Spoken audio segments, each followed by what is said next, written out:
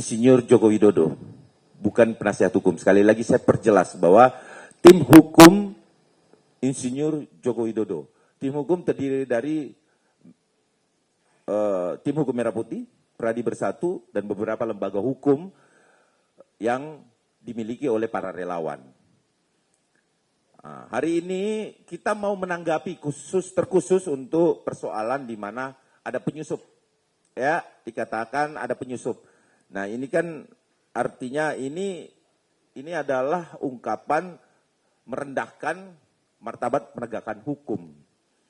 Nah, hal ini tentunya akan segera diklarifikasi dan disampaikan langsung oleh Pak Suhadi karena di beberapa media itu disebut terus nama beliau sebagai seorang penyusup. Nah, penyusup ya. Ini tentu perlu penjelasan yang lebih detail. Apa sih itu penyusup? Seperti apa penggunaan penyusup? Apakah itu bisa dikategorikan perbuatan melawan hukum atau tidak? Ya. Nah, untuk mempersingkat waktu, ya, hari ini saya akan memperkenalkan yang berada pada konferensi pers hari ini.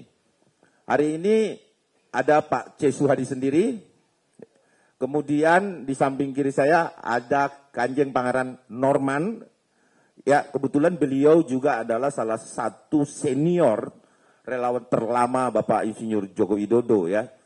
Bahkan Pak Jokowi belum menjadi wali kota, beliau sudah berdasarkan pasal 108, siapapun warga negara berhak untuk melaporkan tindak pidana, mengalami, melihat, dan lain-lain. Jadi untuk teman-teman media kalau ada bahasa seperti itu, nggak ada legal standing, sampaikan, Pak sudah baca 108 atau belum? Kan begitu, karena dia suka suruh baca undang-undang, kan mereka penghafal undang-undang yang bagus. Kemudian di samping kanan saya ada yang tidak asing lagi tentunya Bapak Andi Aswan ya. Pak Andi Aswan tentu garda terdepan dari pembela Bapak Insinyur Joko Widodo. Kemudian ada Bang Meldi ya dari tim hukum Merah Putih. Kemudian di belakang ada Bapak Kunang. Ya, Pak Kunang juga dari bagian tim. Berdiri Pak, tolong diberdiri Pak. Terima kasih. Assalamualaikum warahmatullahi wabarakatuh. Salam sejahtera buat kita semua. Om Swastiastu, Namo Buddhaya, salam kebajikan. Terima kasih teman-teman sudah hadir. Tadi sudah diperkenalkan personil yang hadir di sini, ya. Dan kebetulan saya di sini salah satunya hendak mengklarifikasi berkaitan dengan tuduhan saya menyusup ke pra-peradilannya Roy Suryo di Pengadilan Negeri Jakarta Selatan. Ini perlu penjelasan, karena kenapa? Saya tidak melakukan tindakan konyol seperti itu. Karena kalau penyusup kan artinya sekonyong-konyong. Saya masuk tanpa izin, ya. Jadi mungkin saya buka dulu. Pada saat saya datang ke sidang pra-peradilan, setelah ada penyelesaian pemberkasan surat kuasa dari pihak pemohon dan termohon, kemudian hakim melanjutkan. Bagaimana? Langsung saya interupsi. Kami interupsi, bukan langsung nyelonong ke ruang sidang. Interupsi waktu itu yang mulia hakim ya, itu menanyakan, ada apa? Kami bagian dari turut termohon. Sehingga atas usul itu, atas pembicaraan itu, kami dipersilakan untuk maju ke depan. Kami maju ke depan, kami jelaskan bahwa kami adalah juga pihak dalam peradilan ini. Karena nama Pak Maret Suiken itu masuk dalam peradilan sebagai turut termohon. Jadi jangan salah, ada dasarnya. Dasarnya itu tadi, ya. Ada penyebutan Maret Suiken ya dari JPKP sebagai pelapor itu diturutkan atau diikutkan dalam pra-peradilan. Jadi sekali lagi ada dasar hukumnya ya. Kemudian begitu kami di depan, kami dipertanyakan sama yang mulia. Saya jelaskan, ini ada penyebutan turut termohon. Yang Mulia pun bingung lihat ini, kok ada turut termohon. Sedangkan perkara yang diajukan ini adalah perkara peradilan. Nah, saya jelaskan kenapa kami hadir, karena ada tulisan turut termohon. Gitu. Terus juga saya jelaskan, Yang Mulia bukan hanya menyebutkan kata-kata turut termohon, ya, tapi juga turut termohon dikatakan melakukan perbuatan melawan hukum. Itu tertulis di halaman 10. Yang Mulia juga pada waktu itu agak sedikit gelagapan melihat ada rentetan peristiwa yang tidak lazim. Karena memang di dalam hukum acara pidana berkaitan dengan prapit, ya. Karena kita tahu prapit itu, apalagi yang kita jelaskan dalam perkara Roy Suryo itu ada 3 hal. 1, berkaitan dengan penangkapan, berkaitan dengan penggeledahan, berkaitan dengan penahanan. Itu yang diajukan pra-peradilan. Nah, kalau itu yang dilakukan, ya, dan dianggap tidak sesuai dengan ketentuan hukum, harusnya pra-peradilan itu tidak mengkait-kaitkan para pelapor. Nah, yang salah siapa di dalam persoalan ini? Bukan kami, tapi yang membuat pra-peradilan ini. Karena konsepnya itu sangat tidak jelas.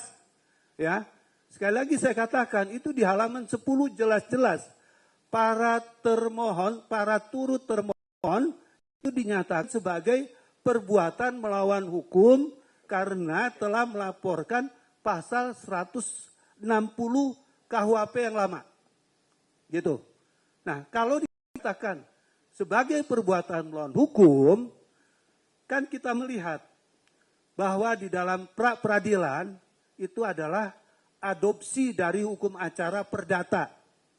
Jadi ini juga perlu diketahui, ya, mengadopsi dari hukum acara perdata. Karena kenapa? Di dalam pra-peradilan sama dengan juga yang di gugatan-gugatan biasa. Ada petitum, ada posita, dan ada petitum. Nah, di dalam positanya dikatakan pelapor ini melakukan perbuatan melawan hukum. Jelas kita nggak bisa terima dong. Makanya kita datang. Ya, itu salah satu alasan. Terus yang kedua juga, kami juga heran kenapa di dalam gugatan pra-peradilan presiden diikutkan sebagai termohon.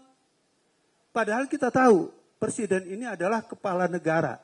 Presiden itu bukan penyidik, juga bukan penuntut umum. Kalau dilihat dari skema pra-peradilan yang diajukan, ini menurut saya fatal.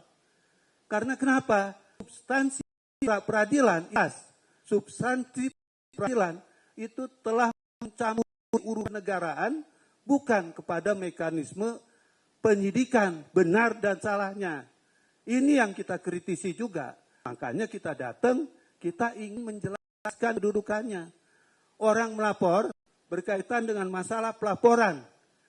Lah, kalau nanti pelaporan tidak diterima, itu kan lain hal. Laporan berkaitan dengan pasal 160 KUHP yang lama yang dilakukan oleh Pak Maretsuken dan pelapor-pelapor lain itu diterima sebagai laporan. Karena kenapa? Karena Pak Jokowi, orang yang bersangkutan, orang yang dirugikan dalam persoalan ini, juga ikut melaporkan. Artinya laporan-laporan yang dari relawan maupun dari Pak Jokowi adalah merupakan satu kesatuan yang utuh berkaitan dengan pelaporan yang ada. Nah, kalau kita melihat pelapor-pelapor ini, kan gak ada hubungannya juga dengan penangkapan, dengan penggeledahan, dengan penahanan, ya. Tapi kenapa kita dikait-kaitkan dalam persoalan ini, ya? Itu yang kita kritisi. Karena menurut hukum harusnya perkara yang seperti ini tidak layak mendapatkan perhatian dari pengadilan. Karena kenapa? Sudah mencampur adukan antara kepentingan, ya, relawan sebagai pelapor kepada peran-peran penyidik sebagaimana yang diatur dalam undang-undang. Ya, harusnya kalau memang mau memprapitkan atau memperkarakan penyidik, peradilan penyidik, cukup penyidik kan dalam hal ini, tidak perlu melibatkan dan melebar kepada hal-hal yang tidak substantif. Ya, jadi itu yang perlu kita jelaskan di dalam persoalan ini. Tidak ada penyusupan. Saya masuk diterima ya sebagai pihak, walaupun kemudian hakim meminta atau yang mulia meminta supaya saya tidak bagian dari pra-peradilan karena pra-peradilan itu hanya dihususkan kepada penyidik. Cuma saya jelaskan kenapa nama-nama ini disebut dalam pra-peradilan. Ini yang kita sesalkan, ya. Barangkali itu dulu, nanti kita berkembang, ya. Makasih. Ya, terima kasih Pak Suwadi. Jadi itu tadi klarifikasi singkat ya. Nanti kita akan berbicara lebih luas lagi seperti apa lemahnya satu, walaupun kami bukan yang berhak untuk menilai suatu prapit, itu adalah hakim, namun boleh kami berpendapat, karena semua pendapat bisa diambil dalam masyarakat, utamanya kita yang sebagai penegak hukum ya. Nah untuk itu saya minta Bang Andi untuk mengomentari kemarin, karena saya berdua di salah satu stasiun TV ya. Waktu dan tempat kami persilakan Bang Andi. Juga saya lihat Saudara Roy Suryo juga hadir di sana, berikut juga dengan timnya dari penasihat hukum. Ya, jam 1 mereka ada di PN Jakarta Selatan untuk itu. Yang saya garis bawahi di sini adalah bahwasanya ini adalah trik penasihat hukum untuk men-split. Ya, Dr. Tifa ini langsung ke pokok perkara, sedangkan Roy Suryo ini melalui prapit. Ya. Jadi intinya kalau saya katakan Roy Suryo ini pengecut. Ya, tidak mau langsung masuk ke pokok perkara. Karena keyakinan kami prapitnya itu akan ditolak. Karena glorifikasi mengenai penangkapan penahanannya seperti G30 SPKI itu adalah omong kosong belaka. Setelah kita melihat apa yang terjadi dalam video tersebut. Dan kemungkinan kalau ditolak dia akan melakukan prapit lagi. Maka saya katakan itu adalah tindakan yang pengecut untuk itu. Seharusnya langsung saja di pokok perkara. Karena tidak ada unsur yang bisa mempengaruhi di pengadilan mengenai prapit itu. Ya. Fokus kita adalah ijazah asli Pak Jokowi yang dituduh palsu yang sekarang masuk ke taraf persidangan yang kemarin dibacakan oleh jaksa penuntut umum mengenai surat dakwaannya. Ya, jelas secara rigid dan itu semua masuk yang diminta oleh Pak Jokowi melalui kuasa hukum beliau. Ya, jadi apapun yang dilakukan itu adalah trik dari penasihat hukum ingin melihat celah-celah apa ya yang dilakukan oleh jaksa penuntut umum dalam membuat pertanyaan kepada terdakwa yang tertifa itu, yang kemungkinan kalau pertanyaan itu sama dan tidak dijawab ataupun jawabannya tidak memuaskan, itu akan ditambal sulamkan, akan di cover kalau pertanyaan yang sama oleh saudara Roy Suryo itu nantinya. Itu haknya mereka, strategi mereka, tapi kami katakan bahwasannya yang selalu digoreng-goreng oleh mereka bahwa Pak Jokowi tidak, ya dengan asumsi itu mereka akan bebas secara bebas murni untuk itu. First priority beliau ya untuk hadir dalam persidangan nanti, ya sedangkan silaturahmi kebangsaan itu tetap berjalan sesuai dengan schedule. Ada beberapa yang memang agak mundur untuk itu. Tapi yang jelas kami semua penasihat hukum, relawan ya tetap memantau jalannya persidangan ini ya dengan baik, dengan kondusif, dan kami meminta kepada Majelis Hakim terhormat dan Pengadilan Negeri Jakarta Timur untuk setiap pengunjung yang berbuat keonaran ya, berbuat keriuhan di dalam sidang segera dikeluarkan. Karena kemarin sudah ada presiden untuk itu. Karena ruang sidang ada ruang terhormat, bukan ruang jalanan untuk berteriak. Itu saja dari kita. Terima kasih. Wabillahi taufiq wal hidayah. Wassalamualaikum warahmatullahi wabarakatuh. Oke, terima kasih.